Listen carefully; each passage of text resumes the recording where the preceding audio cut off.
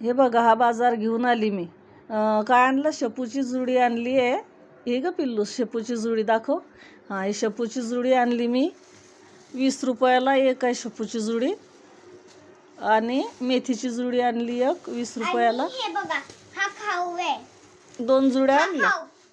हो ग बाई, तुझा खाऊ पण दाखव. तुझा खाऊ काय काय दाखव तर. हां, लड्डू आहे आणि शेव चिवडा आणि शेव कुरमुरे. मग हे पण आहे. हां, भेड करून खायला तुला. आणि हे खाली आणि कोथिंबीर, वालाच्या शेंगा, टमाटर आणि भेंडी कुठे गेली?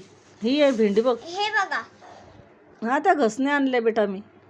आणि आणि भेंडी आणली, टमाटर आणले, लिंबू, आलं, कारले, कोथिंबीर आणि ह्या घसने आणले.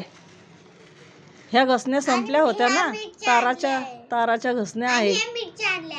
हा, मिरच्या पण आणल्या. मी काही जास्त आणलं नाही बाबा, राहू दे. 2-3 दिवसापुरतं भाजीपाला आणलाय मी.